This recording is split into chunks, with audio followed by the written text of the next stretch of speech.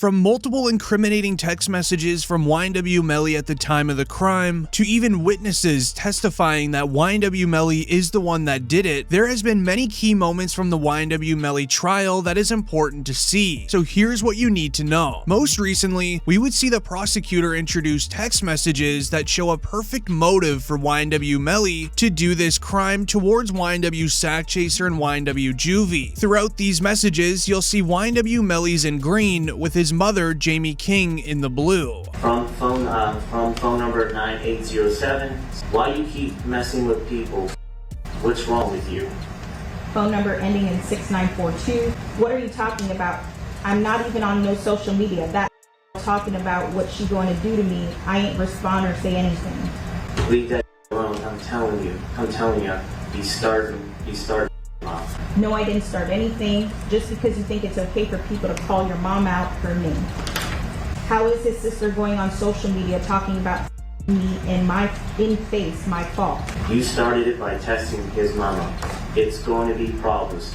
And not even knowing what you're talking about. You a grown lady doing. Ain't no one telling you to text her. She minding her business, going to work.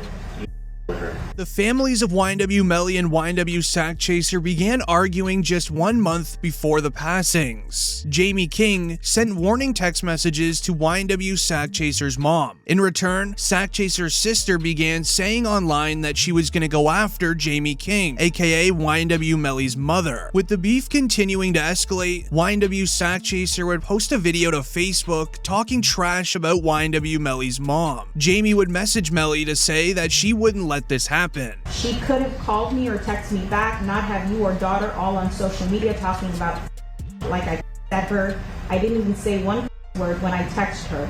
I said nothing disrespectful and you know it. I wish you took up for me like that when Aunt me out and tried to me. I don't know what's all going on, but he making a live video talking about your mother. It's going to make people hate you. That's why I have never and would never do that, because I love you and that's your best friend, and this is not for social media. You telling everybody my business, and you don't even be right. You the reason they hate me. No, I'm not your actions I take up for you. I have people telling me your son doesn't care about you or love you. I always say you just finding your way, and I know you love, even though you me and don't see how much I for you every day. I argue with people about talking trash about you, even though people say he would not take up for you like that. I always have your back. Every time you call, I am there. That's your friend, fine. He ain't going nowhere, I see, but you are not going to say everything is my fault. With YNW Melly not doing anything to stick up for his mother, she would take it into her own hands, where she would post the famous video about YNW Sack Chaser to her Facebook account, defending herself against YNW Melly's friend.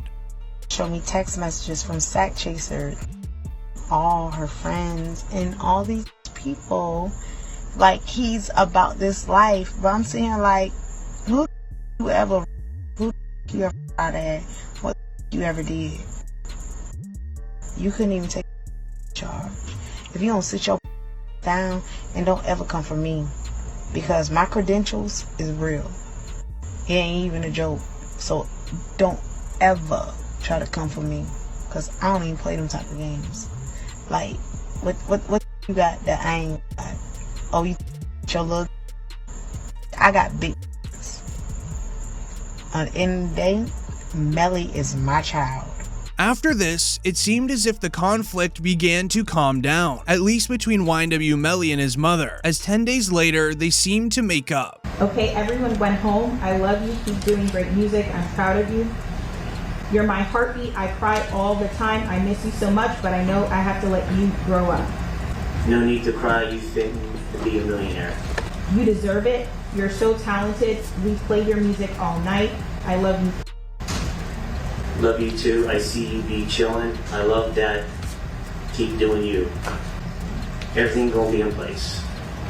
With them now back on good terms with each other, it would be interesting to see YNW Melly's last message to his mother, where he would say, and I quote, "Everything's gonna be in place," as YNW Melly sent this message only 5 weeks before the passing of YNW Sack Chaser and Juvie. Sources believe that YNW Melly's message was a hint towards what would have came on the night of October 26, where YNW Melly didn't want his mother feeling like she was afraid to go outside of her own house. Now this would end up making sense, as we would see a video of YNW Melly in the best of spirits with YNW Bortland only 6 hours after the crime was committed.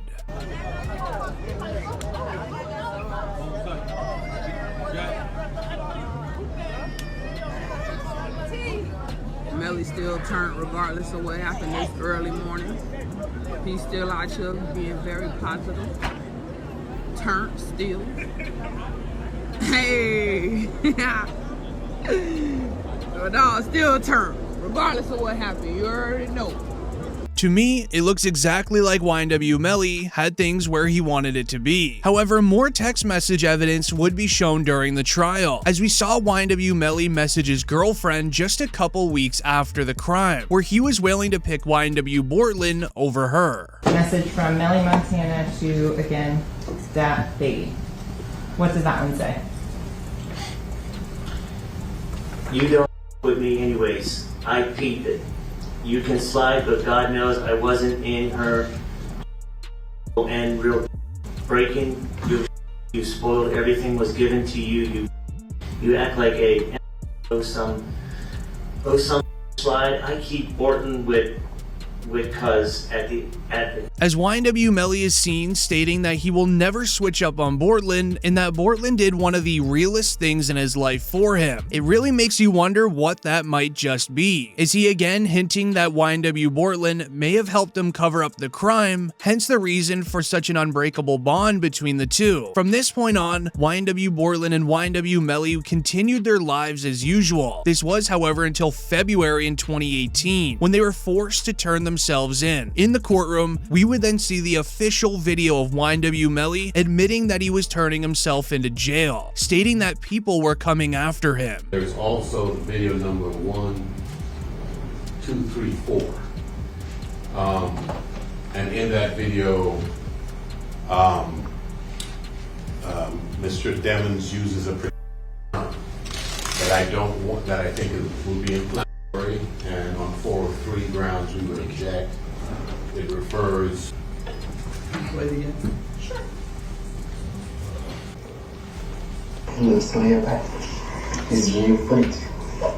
My name is Melvin, and I'm gonna turn myself in, but I'm in a suitcase because they arrested me, and I had to get on a private jet, and I don't want them to see. That video clip was rumored for many years about its existence. But why did YNW Melly precisely say that people were coming after him? Were there people responsible for the drive-by that wanted to finish the job? Or was YNW Melly trying to fool the police when turning himself in, making it look as if he was hiding from somebody that wanted to finish the job? However, we would then see a witness named Trayvon Glass take the stand inside of the courtroom. He was a part of the YNW crew on that night, however, he wasn't involved in anything music related. The prosecution proved this when they showed the video of all the men leaving the recording studio, with Sack Chaser, Juvie, Bortland, and Melly all getting into the left dark vehicle, while we all saw the other men, including Trayvon, get into the red vehicle.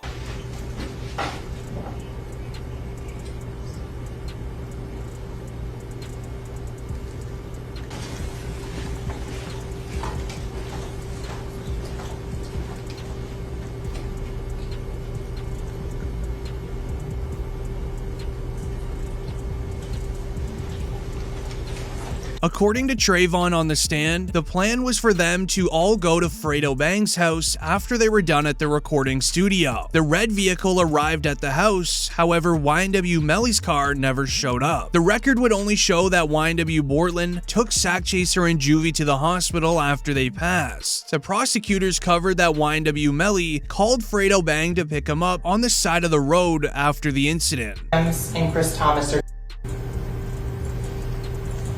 So what you're also going to find out is while Mr. Devins is out there on the side of the road, 4 in the morning, 4:42 specifically, he sends a drop pin, digital homing beacon, to his current location to one of his friends, Frederick Givens.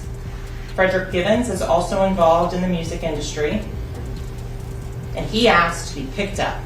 Frederick Givens, then about 11 minutes later, is sent another drop pin where Mr. Demons has moved a couple of meters. What you're going to find out as well, though, is these digital leashes, they have more than just phone calls. With YNW Melly arriving at Fredo's house, Trayvon noticed that YNW Melly had changed his clothing from when he originally left the recording studio, as we heard during the trial. Okay. Was that the first time you saw Melly after you guys left the studio? Yeah. Was Melly wearing the same clothes or different clothes than when you saw him at the studio? It was a new bit. Nah, he wasn't. Nah, he wasn't. You guys Wasn't wearing the same clothes. Okay. Do you recall what he was wearing? Just had on some shorts.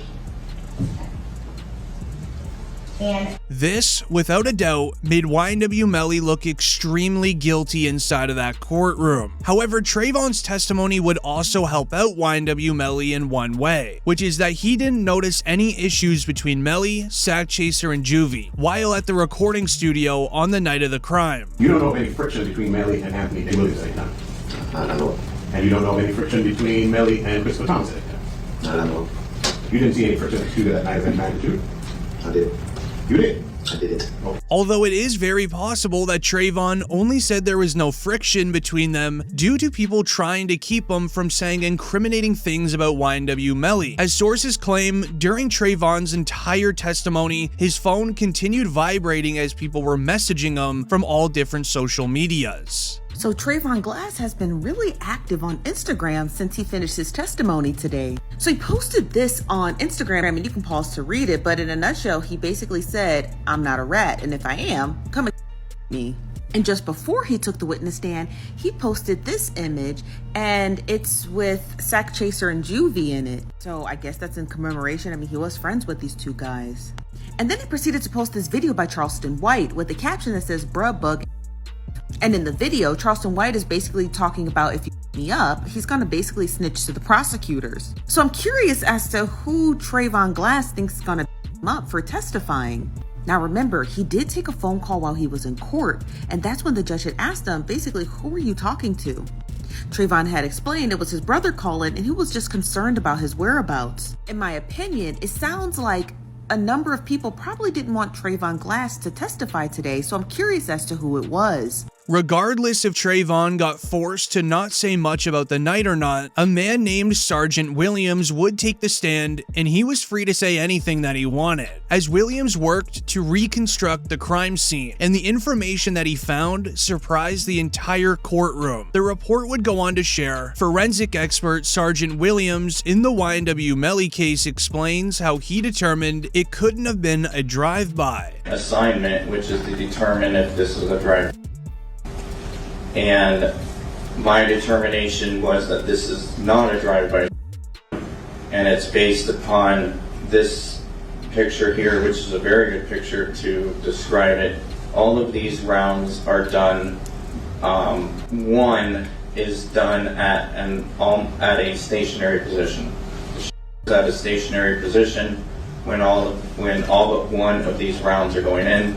The one round that has some movement in it, which is round site L here.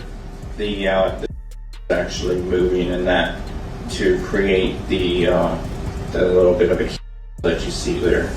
Okay, a lot of information in that answer, so let's break it down a little bit. You mentioned so I'm gonna zoom in on site F. Sergeant Williams has been working in his field now for over 20 years, and he's incredibly experienced. He took note of every single hole that was inside of the vehicle, and then he would use what is called the stick method to find out where the hole came from, including the direction where it would come from and the angle. And when he did this method, sitting in YNW Melly's seat, he found a lot of interesting evidence. Number, you said 17 outside the car. How many rounds were inside of the car? 3. And can you exclude the for Mr. Williams and Mr. Thomas as coming from outside of the car? Yes. From the driver's side back seat. As to the shot that was Christopher Thomas, where did that come from? Driver's side back seat. Okay. Is it possible for there to have been 2 inside that car? No. Why not?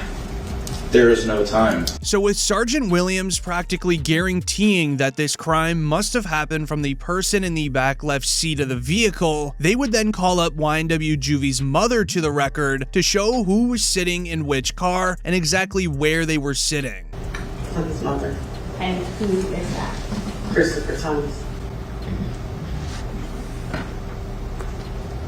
Pause it at 2:19:15. Ms. Phillips, did you see who entered into the occupants who entered into that gray Jeep? Mm-hmm. And is that a yes? Yes. Do you recognize where your son entered that gray Jeep? Yes. Which seat, if you can identify for the jury? He got in the back seat on the right hand side. Did you recognize the individual that got into the back seat on the left side, the rear driver's side? Yes. And who was that individual? Jamel. And Jamel, is that the defendant, Jamel Demons? Yes, ma'am. With the jury now knowing that the evidence shows that this crime happened from the left back seat of the vehicle, YNW Juvie's mother, who has known all of these 4 boys ever since they were young, telling the jury exactly who was sitting where, it was now time for YNW Melly's lawyers to begin questioning Williams, trying to disprove his theory of how the crime went down, but he was highly confident in his findings. He constantly shut down YNW Melly's lawyers whenever he tried suggesting that the suspect was anywhere else other than YNW Melly's seat. YNW Melly's lawyers then resorted back to trying to convince the jury that YNW Bortland was already proven to be the suspicious one. And you are aware that the person that claimed it was a drug is Cortland Henry. I believe so. I don't know who said that it was a drive. I was just asked to say if it was a drive. Okay. And you're aware that when Cortland Henry made this statement that this gentleman was nowhere around, right? I wasn't part of the initial investigation, Okay. so I don't know if that was included in Miramar's investigation with that. Okay. But what you are saying is whoever claimed was lying. Was incorrect. This has been one of the best defenses for YNW Melly ever since the first day of trial, trying to shift all of the evidence away from YNW Melly and onto Bortland instead. Melly's lawyer is practically snitching on YNW Bortland as he announced that he had powder residue on his hands in their opening statement. Demon's lies, those were his lies. Cortland Henry shows up at Memorial Hospital, Miramar. You don't see him sitting there, but where you will see him sitting is in the driver's seat of a car with 2 bodies, car riddled with bullets. And when he shows up with a change of clothing, change of shirt, powder residue on his hands, evidencing that he had discharged a firearm. And he lies. He lies about where the incident occurred. He lies about how it occurred. And he lies about not having a phone. I think it was Miss Bradley herself who said, everybody has a phone in his pocket. Not Cortland Henry. There were 3 phones. His lawyer mentioned how Bortland lied to the feds also, where they would then show this video to the jury to further prove that YNW Bortland is looking guilty and that he lied about what happened. And I'm driving, ducking for my life, trying to make sure I don't get hit. And you telling me, you telling me about some shit. I don't know. You know what I'm saying? I'm trying to make sure I don't get hit. I'm driving. I'm trying to make sure I don't get hit. You know what I'm saying? What I'm gonna be worried about? You know what I'm saying? I know it's not for you to worry about. Shit crazy, bro. But if you tell me it happened there's got to be some evidence there. Okay, right now, there's nothing. If you're YNW Bortland in this situation, you might be getting concerned for yourself at this point, as you're sitting at home on the couch watching YNW Melly's lawyer continuing to bring up your name. Online lawyers truly believe that if YNW Bortland and YNW Melly get proven as guilty, they believe Bortland will be taking a plea deal if he gets offered one and to snitch on Melly. According to lawyers, it seems very likely. Is it too late for Cortland to plea? No, I don't think it's too late. It's never too late. I've had individuals been offered pleas but turned them down in the middle of trial. I've had people offered pleas before a verdict came back. So it just depends on the case, depends on the prosecutor, depends on the actual charges. So no, it's never too late for that. He could take a plea in the middle of his case. I don't think that would happen. If he was going to take a plea, if there was going to be a deal, it would be in the middle of Melly's case. Outside of the courtroom, however, while this is going on inside of the courtroom, we would then hear more concerning things starting to happen to YNW Melly's mother, Jamie. The family of YNW Juvie has begun messing with his mother outside of the courtroom. We would see a report stating, before testimony kicked off on Tuesday morning, the court learned YNW Juvie's sister allegedly reached out to YNW Melly's mom on social media. What's been going on in the courtroom? Well, Anjanette, it's been a very interesting morning. It did start off earlier with the defense bringing up an issue. Apparently, Juvie's sister posted on, I guess, one of the social media outlets, and she said that she was going to Jamie King, and so that caused a big, issue in the courtroom. It wasn't anything that we got on tape, but it did happen this morning. It was on the record, and she has a bodyguard now. So that was one of the first issues that the court dealt with this morning, and it was interesting because the judge did basically say, if you needed more security, I can get it for you. Ultimately, it was determined that the security she had, the bodyguard, was going to be enough. So, due to this, the judge has now ordered that YNW Melly's mother now gets a free security guard by her side at all times, anywhere near the courthouse. This is due to YNW Juvie's family not playing around on social media. They've been saying very concerning things to Jamie, as shown here. Now, shout out to Reddit, because we had to do some digging to find the sister. Now, this is the sister, Ashley Monique. And let me show you the post that she had posted on Facebook, because, honey, it was quite the stir. So she posted this screenshot from Jamie King, YNW Melly's mother, and she said, "Pest control, who called about?" Now, that was in regards to a post made by Trayvon Glass on his Instagram page, where he basically said that he's not worried about anything, and if he's come him. So in a nutshell, Melly's mom is calling Trayvon Glass a, and Monique replied back and says, "A is when you do something wrong and not take responsibility and then go and set somebody up because you're scared to lay down." She goes on to say, "That's not the case here. Fetty was Juvie's friend, not Melly. He was only around because Juvie brought him." Now in the comments, somebody says she better find something safe to do. Another person replied back and says, "Very well said." Another person tagged Jamie, and somebody else said, "Come get." Now Ashley was in the comments and says, "She even has a bodyguard, child." Another person replied and says, "Yeah, she need one because she's talking like she's 200 pounds and she ain't even pushing 100. Now somebody else posted this and says, "She's going to need them because she in the wrong city talking."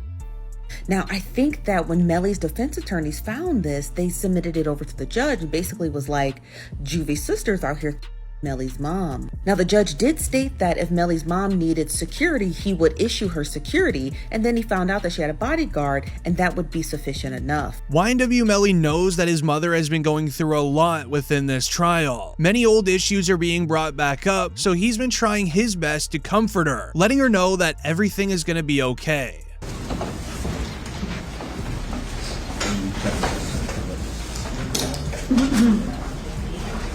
Sorry.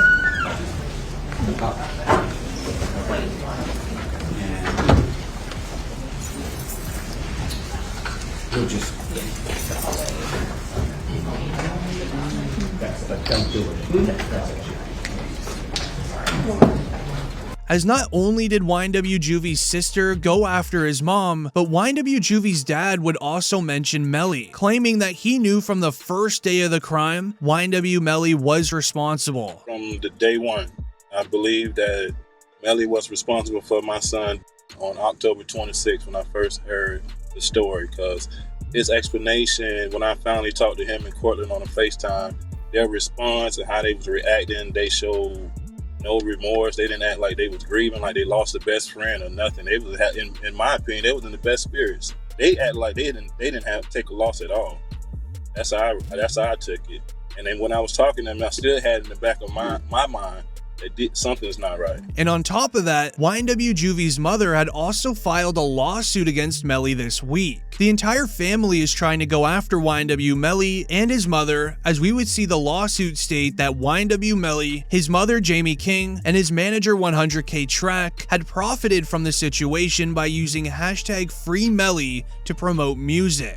Although the lawsuit touched on some very dark claims by stating, and I quote, "With continued financial gain, notoriety, and prospects of more, tensions began to develop between members of the YNW group," even mentioning the video of YNW Melly's mother talking about Sack Chaser that we mentioned earlier. However, the lawsuit even listed what YNW Juvie's family believed happened for this crime, where it states, "During the critical period where it was still possible to save Juvie and Sack Chaser, defendants Melly and Bortland changed their clothing and staged the drive-by. They destroyed evidence of their crime, and they manufactured evidence to support the drive-by theory." The lawsuit also mentioned that this allegedly was not only a two-person job. What goes on to read, "Defendant 100K Track assisted YNW Melly and YNW Bortland with the collection and disposal of the firearm that was used for the crime." The accusation about 100K Track makes this interview of him stating there's no evidence against Melly even weirder, as if he did do it, there's obviously no evidence and he knew that. He built a real great solid team away from just being innocent, because he wouldn't do such a crime. He prepared himself and got a proper, defense. Their job is to handle themselves in trial, not on social media. You guys are taking it that way. If they say they got DNA in a car, I'm just gonna tell you Melly DNA was found in the car. You're gonna think, yeah, his DNA was found in the car the day of the, oh, he jumped in a car and his DNA was in the car, he did it. Okay, but you're not gonna put the fact that this was his car for 6-7 months on those documents and dockets and just automatically be like, yo, he's fried. You don't even know what the defense is. You don't even know what the rebuttal is. You don't even know why that situation occurred. You hear ballistics flying, you don't know what the defense is. You hear this, you hear that. You get what I'm saying? I'm gonna be honest.